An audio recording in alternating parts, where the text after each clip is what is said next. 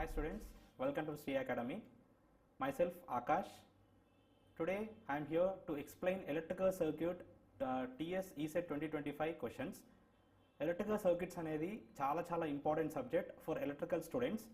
ఎందుకంటే ఈ electrical circuits అనేది లైక్ ఏబిసిడి ఫర్ ఇంగ్లీష్కి ఏబిసిడి ఏ విధంగా అయితే అవసరం అవుతుందో అది అంటే ఏబిసిడి రాకుండా ఇంగ్లీష్ నేర్చుకుంటామా నేర్చుకోలేం. అదేవిధంగా సేమ్ ఎలక్ట్రికల్ సర్క్యూట్స్ అనే టాపిక్స్ నేర్చుకోకుండా మనము ఆ ఎలక్ట్రికల్ ఇంజనీరింగ్ సబ్జెక్ట్స్ ఏవి చూసుకున్నా కానీ మనకు కొంచెం డిఫికల్టీ అవుతుంది అన్నట్టు. సో అందుకే ఎలక్ట్రికల్ సర్క్యూట్స్ ఎంత బాగా నేర్చుకుంటే మనం మిగతా సబ్జెక్ట్స్లోని క్వశ్చన్స్ కూడా అంత ఈజీగా సాల్వ్ చేయొచ్చు.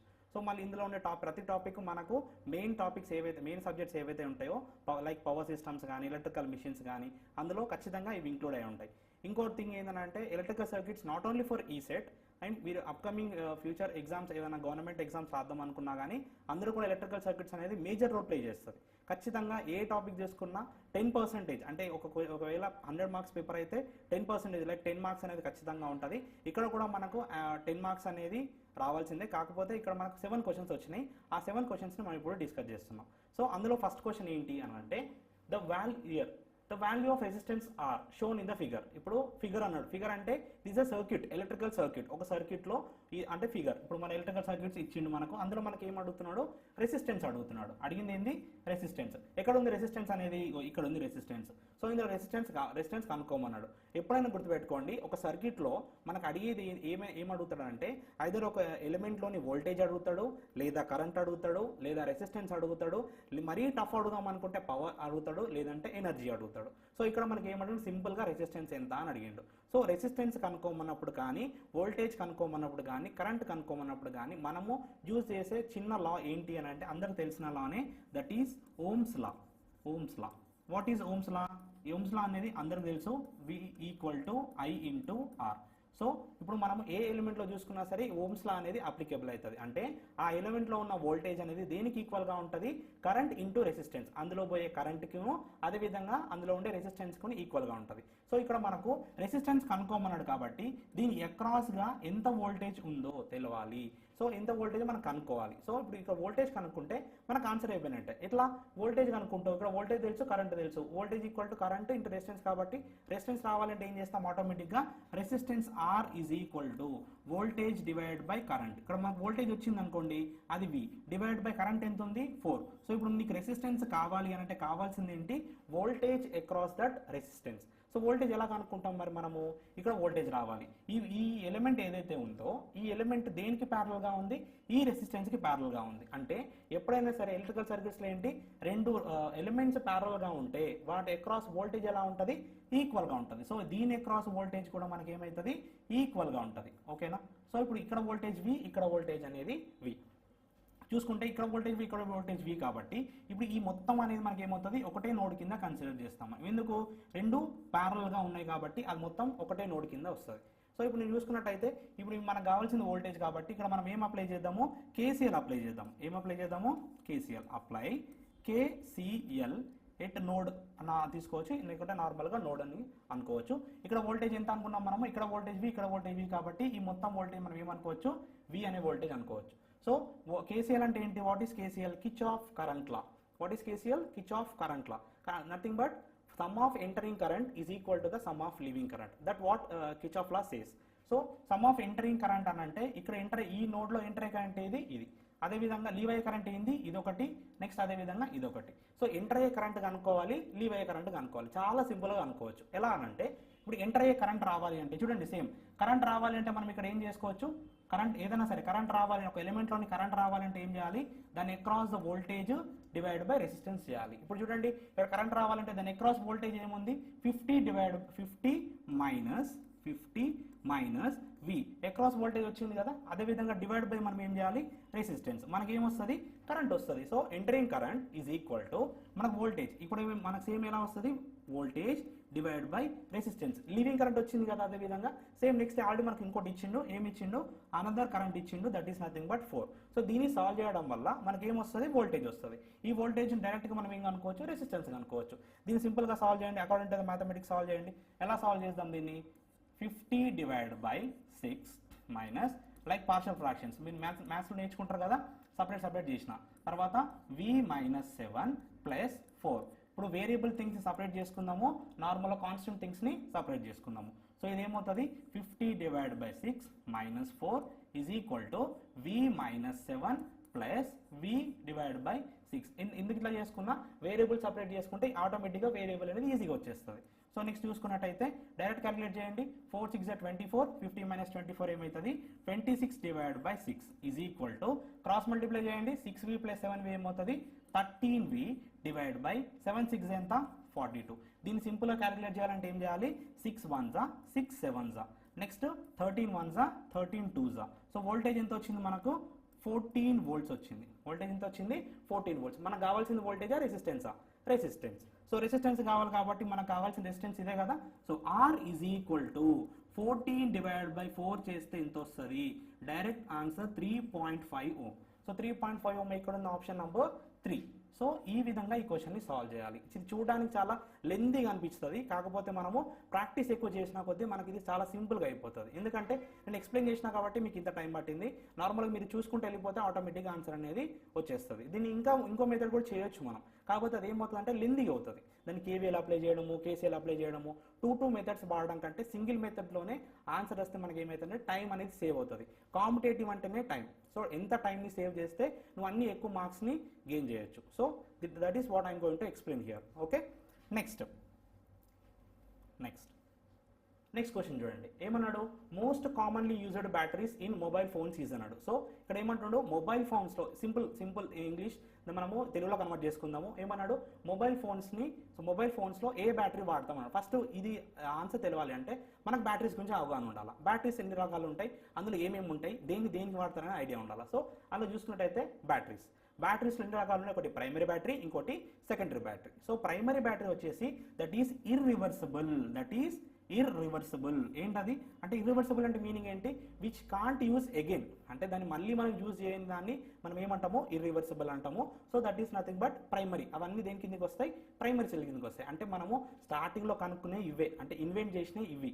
దాని తర్వాత మనం సెకండరీకి వచ్చినాము, ఎందుకంటే బై ఎవాల్వింగ్ అవర్ సెల్ఫ్ అన్నట్టు. నెక్స్ట్ సెకండరీ చూసుకున్నట్టయితే దట్ ఈస్ రివర్సిబుల్, అంటే మనం దాన్ని మళ్ళీ యూజ్ చేయొచ్చు. ఇప్పుడు మీరు జనరల్గా ఆలోచించినట్టయితే ఇప్పుడు మొబైల్ ఫోన్స్లో వాడే బ్యాటరీస్ ఏవైతే ఉంటాయో ఆ బ్యాటరీస్ అనేవి రివర్సిబులా ఇర్రివర్సిబులా, కళ్ళు మూసుకొని చెప్పేయచ్చు. ఏంటి ఆన్సర్, రివర్సిబుల్. అంటే దాన్ని మళ్ళీ మనం ఛార్జ్ చేస్తున్నాం కదా, ఛార్జింగ్ డౌన్ అయిపోతుంది, మళ్ళీ ఛార్జింగ్ పెడుతున్నాం, ఛార్జ్ అయిపోతుంది. సో అప్పుడు ఆటోమేటిక్గా ఏమవుతుంది, దట్ ఈస్ రివర్సిబుల్ కిందకి వస్తుంది. అంటే మనకు ఆప్షన్లో ఏదైతే ఇర్రివర్సిబుల్ ఉంటాయో అవన్నీ క్యాన్సిల్ చేసేయాలి. సో చూసుకుంటే ఏవి ఇర్రివర్సిబుల్ ఉన్నాయి చూద్దాం.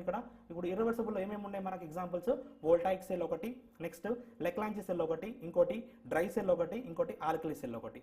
చూసుకో ఇక్కడ ఏ ఆప్షన్ ఉంది మనకు ఇర్రివర్సిబుల్లో, ఆల్కలీ బ్యాటరీ ఉంది. సో ఆల్కలీ బ్యాటరీ అనేది మొబైల్లో వాడలేం మనం. సో సింపుల్గా మనం ఒక ఆప్షన్ ఎలిమినేట్ చేసినాం. అదే విధంగా చూసుకుంటే నెక్స్ట్ రివర్సిబుల్ ఏమేమి ఉన్నాయి రివర్సిబుల్లో, lead acid, nickel cadmium, next lithium ion. So ఇవన్నీ చూసుకున్నట్టయితే ఇవన్నీ 4th ఆప్షన్లు ఉన్నాయి. మరి ఇందులో మనకి ఏం తెలవాలా, దేనికోసం వాడతాం అంటే ఎప్పుడైనా సరే ఆ బ్యాటరీ యొక్క కెపాసిటీని బట్టి మనం ఎక్కడ వాడాలనేది డిసైడ్ చేస్తాం అన్నట్టు. సో ఇక్కడ చూసుకున్నట్టయితే లెడ్ యాసిడ్ అనేది ఎక్కడ వాడతాం అంటే ఎమర్జెన్సీ బ్యాకప్ కింద అంటే మనము ఎక్కడైతే మనకు సడన్గా పవర్ అవసరం అవుతుందో అక్కడ వాడుకోవచ్చు. సో స్టోరింగ్ పర్పస్ స్టోర్ చేసుకొని దాని తర్వాత హెవీగా వాడుకుంటాం. సో నెక్స్ట్ ఇంకోటి నికిల్ క్యాడియం బ్యాటరీస్, అది టాయ్స్లో వాడతాము. టాయ్స్ కానీ లేదంటే ఏదైనా చిన్న ఎలక్ట్రికల్ ఎక్విప్మెంట్స్ ఏవైతే ఉంటాయో అక్కడ వాడచ్చు. సో అది నికిల్ క్యాడియం టాయ్స్ దగ్గర వాడతాం. నెక్స్ట్ ఇంకోటి ఏమన్నాడు, లిథియం అయాన్ బ్యాటరీస్ ఎక్కడ వాడతాం మనము, మొబైల్ ఫోన్స్ కానీ, ల్యాప్టాప్స్ కానీ, కెమెరాస్ ఉంటాయి కెమెరాస్లో కానీ, లేదంటే మన వాకీ టాకీ ఇట్లా అన్ని ఉంటాయి కదా, అందులో వాడేది మనకు మొబైల్ ఫోన్స్ కానీ ల్యాప్టాప్స్ కానీ, అందులో ఏం వాడతాము, లిథియం అయాన్ వాడతాము. సో ఇప్పుడు ఆన్సర్ ఏమవుతుంది మనకు, most commonly used batteries in mobile phones ఏమవుతుంది, lithium ion battery. So answer is first option. So అట్లా అన్నట్టు. సో ఇంత సింపుల్గా ఉంటాయి, కాకపోతే మనము దాన్ని బైఫర్గేట్ చేసుకొని చదువుకున్న కొద్దీ మనకు ఆటోమేటిక్గా ఆన్సర్ అనేది మనము బయటికి తీయచ్చు అట్లా.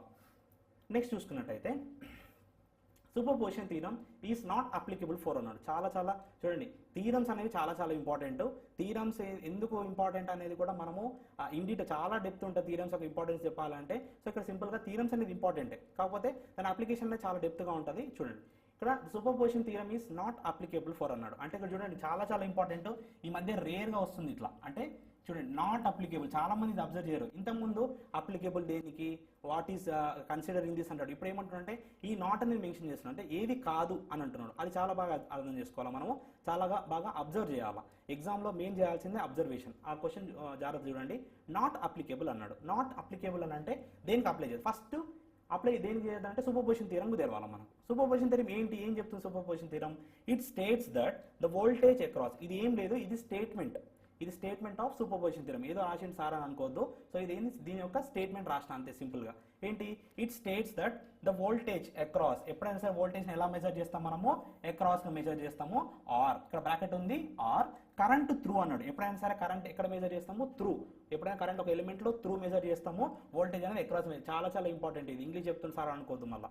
Next, an element in a linear circuit is the algebraic sum of the voltages or, ఇక్కడ మళ్ళీ చూడండి, వోల్టేజెస్ ఆర్ కరెంట్ త్రూ అన్నాడు, that the element due to each independent sources acting along అన్నాడు. సో ఇది దాని యొక్క డెఫినేషన్. ఈ డెఫినేషన్లో మనకి ఏది ఇంపార్టెంట్ కనబడుతుంది, this is applicable for linear circuits. So దేనికి అప్లికేబుల్ అవుతుంది, ఇది లీనియర్ సర్క్యూట్స్కి అప్లికేబుల్ అవుతుంది. అంటే విచ్ ఇస్ నాట్ అన్నాడు కాబట్టి ఆప్షన్లో లీనియర్ ఏదైతే ఉంటుందో అది రాంగ్. సో ఇప్పుడు కంప్లీట్గా మనం ఏమని చెప్పొచ్చు, లీనియర్ ఓన్లీ అన్నాడు కాబట్టి that is wrong answer. Next అదేవిధంగా ఏ ఆప్షన్ ఉంది, ఇంకోటి ఫోర్త్ ఆప్షన్, ఇది కూడా రాంగే. ఇప్పుడు మనకు ఆన్సర్ ఏదై ఉంటే అవకాశం ఉంటుంది, సెకండ్ లేదా థర్డ్. ఇప్పుడు చూసుకున్నట్టయితే నాన్ లీనియర్ సర్క్యూట్స్ అన్నాడు. నాన్ లీనియర్ అంటే లీనియర్కి అప్లికేబుల్ అవుతుంది అని అంటే నాన్ లీనియర్కి అప్లికేబుల్ కాదనేది దాని అర్థము. సో ఇప్పుడు ఆన్సర్ ఏమవుతుంది, నాన్ లీనియర్ సర్క్యూట్ అవుతుంది. ఇంకోటి ఏంటి, థర్డ్ ఆప్షన్లో కూడా నాన్ లీనియర్ ఉంది. అంటే ఇది కూడా ఒకసారి చెక్ చేయాలి ఖచ్చితంగా. ఎందుకంటే ఇది సెమీ ఆన్సరా ఫుల్ ఆన్సర్ అనేది మనకు థర్డ్ ఆప్షన్ యొక్క బట్టి మనము సెకండ్ ఆప్షన్ అనేది క్లియర్ చేసుకోవాలి. ఒకవేళ ఈ ఆప్షన్లో వేరేది ఏదైనా ఉంటే, అంటే పవర్ కాకుండా వేరేది ఏదైనా ఉంటే మనకు ఆన్సర్ సెకండ్ అయ్యే అవకాశం ఉంటుండే. కానీ ఇక్కడ మనకు non linear circuits and power calculation అన్నాడు. సో ఎప్పుడైనా సరే సూపర్ పొజిషన్ అనేది దేనికోసం వాడతామంటే ఒక ఎలిమెంట్లో ఉండే వోల్టేజ్ని కరెంట్ని కనుక్కోవడానికి మాత్రమే మనం సూపర్ పొజిషన్ థియరం వాడతాం, నాట్ పవర్. ఎందుకనంటే power is a non linear quantity, power అనేది నాన్ లీనియర్ క్వాంటిటీ. సో అందుకే మనము పవర్ అనేది సూపర్ పొజిషన్లో వాడడం. సో అందుకే ఇప్పుడు మన ఆన్సర్ ఏమవుతుంది, మనకు non linear circuit and power calculation అని చెప్పొచ్చు. ఓకేనా. నెక్స్ట్, పవర్ అనేది మనకు నాన్ లీనియర్ క్వాంటిటీ, అందుకే మనం పవర్ అనేది సూపర్ పొజిషన్ థియరంలో వాడము. వోల్టేజ్ అండ్ కరెంట్ అనేది లీనియర్ క్వాంటిటీస్, అంటే ఒకటి పెరిగినా కొద్దీ ఆటోమేటిక్ ఇంకోటి కూడా పెరిగితే that is called linear quantity. ఒకటి పెరిగినా కొద్దీ ఇంకోటి ర్యాండమ్గా ఇంక్రీజ్ అయింది అనుకోండి, అప్పుడు దాన్ని మనము నాన్ లీనియర్ కింద కన్సిడర్ చేస్తాము. That is nothing but power.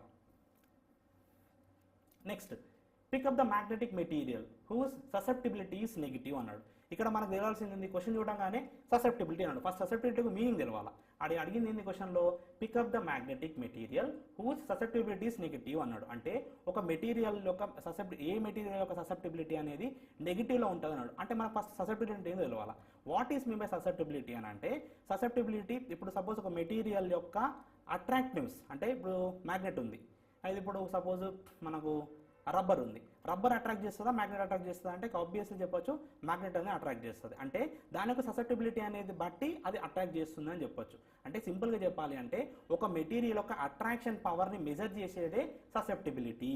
So అట్లా ఏ మెటీరియల్ యొక్క ససెప్టిబిలిటీ అనేది నెగిటివ్లో ఉంటుంది అని అడిగిండు. అంటే నెగిటివ్ అంటే దాని మీనింగ్ ఏంటి, ఇట్ డస్ నాట్ అట్రాక్ట్, సింపుల్గా చెప్పాలంటే అంతే కదా. సో మనకి ఎన్ని రకాల మెటీరియల్స్ ఉన్నాయో ఫస్ట్ తెలవాలా. ఫస్ట్ చూసుకున్నట్టయితే ఫస్ట్ ఏంటి, డయామాగ్నెటిక్ మెటీరియల్. డయా అంటే సింపుల్గా డయా అని రాస్తున్నా, మ్యాగ్నెటిక్ మెటీరియల్. తర్వాత పారామాగ్నెటిక్. నెక్స్ట్ ఇంకోటి ఏంటి, ఫెర్రోమాగ్నెటిక్. ఇవన్నీ ఉంటాయి, ఫెర్రోమాగ్నెటిక్. ఇంకోటి ఏంటి, యాంటీ ఫెర్రోమాగ్నెటిక్. ఇంకోటి ఏంటి, యాంటీ ఫెర్రో. సో డయామాగ్నెటిక్లో ససెప్టిబిలిటీ ఎలా ఉంటుంది, పారాలో ఎలా ఉంటుంది, ఫెర్రోలో ఎలా ఉంటుంది అనేది చూద్దాం. సింపుల్గా డయాలో ఎలా ఉంటుంది అంటే నెగటివ్ అండ్ వెరీ స్మాల్ ఉంటుంది. ఎలా ఉంటుంది, వెరీ స్మాల్. నెక్స్ట్ పారాలో పాజిటివ్, ఎలా ఉంటుంది, వెరీ లార్జ్. పారాలో వెరీ లార్జ్. నెక్స్ట్ ఫెర్రోలో ఎలా ఉంటుంది, పాజిటివ్. ఇది ఎలా ఉంటుంది, లార్జ్. ఫెర్రోలో ఎలా ఉంటుంది, లార్జ్. ఇది ఎలా ఉంటుంది, పాజిటివ్. ఎలా ఉంటుంది వాల్యూ అనేది, స్మాల్ ఉంటుంది. సో ఇప్పుడు మనకు అడిగింది ఏంది, ససెప్టిబిలిటీ ఇన్ ఈజ్ నెగటివ్ అన్నాడు. ఏ మెటీరియల్లో ససెప్టిబిలిటీ నెగటివ్ ఉంది, డయామాగ్నెటిక్లో ససెప్టిబిలిటీ అనేది ఎలా ఉంది, నెగటివ్లో ఉంది. So that is nothing but answer ఏమవుతుంది మనకు, డయామాగ్నెటిక్ అవుతుంది. సింపుల్గా మనకు ససెప్టిబిలిటీ మీనింగ్ తెలవాలా. దాని తర్వాత ప్రతి ఒక్క మెటీరియల్ ససెప్టిబిలిటీ యొక్క వాల్యూ ఎలా ఉంది. సో వాల్యూ చెప్పారా మీరు అని అంటే, వాల్యూ అనేది డిఫరెంట్ మెటీరియల్స్ బట్టి మారుతూ ఉంటుంది. కానీ ఆ మెటీరియల్ నెగిటివ్ వాల్యూ ఖచ్చితంగా ఉంటుంది అని అర్థం. అది నెగిటివ్ -1 కావచ్చు, -2 కావచ్చు, -3 కావచ్చు. కానీ డయామాగ్నెటిక్ మెటీరియల్లో దాని ఖచ్చితంగా ఏముంటుంది మనకు, మైనస్ అనేది ఉంటుంది. అదే మిగతా దాంట్లో ఎలా ఉంటుంది, పాజిటివ్ ఉంటుంది అని అర్థం. ఓకేనా. Next the material that exhibits the piezo electric effect. ఇందులో ఏ మెటీరియల్ అనేది పీజో ఎలక్ట్రిక్ ఎఫెక్ట్ అనేది చూపిస్తుంది అన్నాడు. ఫస్ట్ ఆఫ్ ఆల్ మనకు తెలియాల్సింది ఏంటి? Piezo electric effect. Piezo electric effect అంటే ఏంటో తెలిస్తే ఆటోమేటిక్గా ఇందులో ఆన్సర్ అనేది, ఇది డైరెక్ట్ బిట్ క్వశ్చన్, దీన్ని మనం మాడిఫై చేయాల్సింది ఏం లేదు, డైరెక్ట్ చాలాసార్లు పడ్డ క్వశ్చన్, చాలాసార్లు వచ్చింది. సో ఇది మనకు తెలియాల్సింది ఏంటి అని అంటే పీజో ఎలక్ట్రిక్ ఎఫెక్ట్ అంటే ఏంటో తెలియాలి. పీజో ఎలక్ట్రిక్ ఎఫెక్ట్ అంటే ఏంటి? ఏ మెటీరియల్ పైన అయితే మనము ఫోర్స్ అప్లై చేసినప్పుడు అందులోంచి ఛార్జ్ విడుదల అవుతుందో అలాంటి మెటీరియల్ దాన్ని ఏమంటాం మనము, ఏం ఎఫెక్ట్ చూపిస్తుంది అంటామో పీజో ఎలక్ట్రిక్ ఎఫెక్ట్ చూపిస్తుంది అని అంటాము. సింపుల్గా చెప్పాలంటే ఒక మెటీరియల్ తీసుకోండి, ఆ మెటీరియల్ పైన కొంచెం ఫోర్స్ అప్లై చేయండి, ఏ ఫోర్స్ అయినా ఒక ఫోర్స్ అప్లై చేయండి, ఆటోమేటిక్గా అందులో నుంచి ఛార్జ్ అనేది ఉత్పత్తి, అంటే మనకు షాక్ కానీ అట్లా తగిలింది అనుకోండి, అప్పుడు ఆ మెటీరియల్ అనేది పీజో ఎలక్ట్రిక్ ఎఫెక్ట్ని ఉత్పత్తి, అంటే ఆ ఎఫెక్ట్ దానిలో చూపిస్తుంది అని అర్థం. సో ఇందులో ఏ మెటీరియల్ చేస్తుంది అంటే సింపుల్గా చెప్పొచ్చు, ఇప్పుడు కాపర్ కానీ సిలికాన్ కానీ అల్యూమినియం కానీ మీరు చూసుకుంటే దాన్ని ఎప్పుడైనా ప్రెస్ నార్మల్గా వాడతారు అందరు బయట. సో దాన్ని ప్రెస్ చేసినప్పుడు మనకి ఎలక్ట్రిక్ ఛార్జెస్ ఏమైనా వస్తాయా? రావు. ఒకవేళ కాపర్లోంచి అలాంటి ఛార్జెస్ వస్తే మన కాపర్లో ఎలక్ట్రిసిటీ పంపించం, డైరెక్ట్గా ప్రెస్ చేస్తే ఎలక్ట్రిసిటీ వచ్చేస్తుంది. సో అలా కాకుండా కాపర్ అనేది మనము ఒకవేళ అలాంటి పీజో ఎలక్ట్రిక్ ఎఫెక్ట్ని చూపిస్తే మనము కాపర్ నుండి ఎలక్ట్రిసిటీ పంపించాం, డైరెక్ట్ దాన్ని ప్రెస్ చేస్తాము, ఎలక్ట్రాన్స్ వచ్చేస్తాయి కదా మరి. సో అట్లా ఎందుకు వాడట్లేము దాన్ని, ఎందుకు వాడట్లేము అంటే కాపర్ అనేది పీజో ఎలక్ట్రిక్ ఎఫెక్ట్ని చూపించట్లేదు అని అర్థం. ఓకేనా? నెక్స్ట్ చూసుకున్నట్టయితే ఇప్పుడు ఇందులో ఆన్సర్ ఏమవుతుంది మనకు? Quartz metal. ఇది డైరెక్ట్ ఆన్సర్. ఇది ఏది చూపిస్తుంది మనకనంటే క్వార్ట్జ్ అనేది పీజో ఎలక్ట్రిక్ ఎఫెక్ట్ని చూపిస్తుంది. So this is 6th question. Next unit of reluctance is అన్నాడు. సో ఫస్ట్ మనకు సింపుల్గా ఏం చెప్తా, ప్రతిసారి క్వశ్చన్ చూడగానే క్వశ్చన్లోని మెయిన్ పాయింట్ మనము పిక్ చేసుకోవాలి. ఏమన్నాడు? Unit of reluctance. First reluctance ఏంటో తెలియాలి. రిలక్టెన్స్ అంటే ఏంటి అని అంటే, రిలక్టెన్స్ అని అంటే ఏంటంటే మనకి ఇప్పుడు సేమ్ మనం ఓమ్స్ లాలో రెసిస్టెన్స్ ఏ విధంగా అయితే పనిచేస్తుందో మనకు రిలక్టెన్స్ అనేది మ్యాగ్నెటిక్ ఫీల్డ్లో ఆ విధంగా పనిచేస్తుంది. మనకి ఇప్పుడు చూసుకున్నట్టయితే రెండు ఫీల్డ్స్ ఉంటాయి, ఒకటి ఎలక్ట్రిక్ ఫీల్డ్, ఇంకోటి మ్యాగ్నెటిక్ ఫీల్డ్. ఎలక్ట్రిక్ ఫీల్డ్కి సంబంధించిన ఏదైనా సరే మనము ఓమ్స్ లాలో చూస్తాం. చాలా చాలా ఇంపార్టెంట్ ఇది, ఎందుకంటే ఫ్యూచర్లో ఎప్పుడైనా సరే మీకు ఉపయోగపడుతుంది. ఇది చాలా బాగా గుర్తుపెట్టుకోండి. ఏమంటున్నాం మనము? Electric field. ఎలక్ట్రిక్ ఫీల్డ్లో చూసుకున్నట్టయితే ఓమ్స్ లా, ఎలక్ట్రిక్ ఫీల్డ్లో చూసుకున్నట్టయితే ఓమ్స్ లా సేమ్ అదే విధంగా ఓమ్స్ లా మనకి ఏం చెప్తుంది? Voltage is equal to current into resistance. ఒక మెటీరియల్కి వోల్టేజ్ అప్లై చేసినప్పుడు అందులో కరెంట్ అనేది వెళ్తుంది, దాన్ని అపోజ్ చేసేది ఎవరు? రెసిస్టెన్స్. సేమ్ అదే విధంగా ఇది ఏ ఫీల్డ్? Electric field. అదే మ్యాగ్నెటిక్ ఫీల్డ్లో చూసుకున్నట్టయితే సేమ్ ఇలాంటిలా ఉంటుంది కదా మ్యాగ్నెటిక్ ఫీల్డ్లో కూడా. సో మ్యాగ్నెటిక్ ఫీల్డ్లో చూసుకున్నట్టయితే number of turns, magnetic field ఎప్పుడు వస్తుంది మనకు? ఎప్పుడైతే ఎలక్ట్రాన్స్ అనేవి మూవ్ అవుతావో అప్పుడే మనకు మ్యాగ్నెటిక్ ఫీల్డ్ అనేది వస్తుంది. సో మ్యాగ్నెటిక్ ఫీల్డ్ మనకి ఎలక్ట్రాన్స్ మూవ్ అయ్యే మ్యాగ్నెటిక్ ఫీల్డ్ వస్తుంది కదా. ఎలక్ట్రాన్స్ మూవ్ అవ్వాలి కదా, ఎన్ని మూవ్ అవుతుంది ఏంటంటే number of N into I. ఆ ఎన్ అంటే ఏంటి? నంబర్ ఆఫ్ టర్న్స్ అన్నట్టు. ఇప్పుడు మ్యాగ్నెటిక్ ఫీల్డ్ రావాలి అని అంటే ఇప్పుడు ఒకటి మనము వైర్ తీసుకుందాము, వైర్ ఇలా కాయిల్లో చుట్టినప్పుడు ఇవి ఎన్ని టర్న్స్ ఉన్నాయి? ఎన్ టర్న్స్ ఉన్నాయి. ఇందులో ఎంత కరెంట్ పోయింది? ఐ కరెంట్ పోయింది. సో ఎన్ ఐ అనేది మనం ఉన్నప్పుడే మనకి దీని చుట్టూ ఏం ఏర్పడుతుంది? మ్యాగ్నెటిక్ ఫీల్డ్ అనేది ఏర్పడుతుంది. అవునా కదా? నంబర్ ఆఫ్ టర్న్స్ అనేది తీసుకున్నాం మనము, అందులో కరెంట్ పోయింది. అప్పుడు కరెంట్ పోయినప్పుడు మనకి ఏం వస్తుంది? చుట్టూ మ్యాగ్నెటిక్ ఫీల్డ్ లైన్స్ అనేవి ఫామ్ అవుతాయి. దీన్ని మనం ఏమంటాము?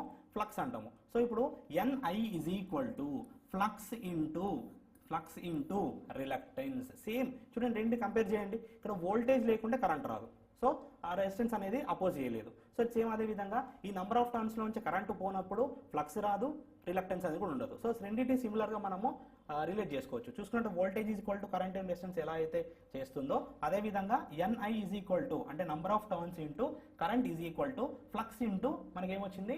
రిలక్టెన్స్ వచ్చింది. ఇప్పుడు ఇక్కడ చూడండి, రెసిస్టెన్స్ ఏం చేస్తుంది?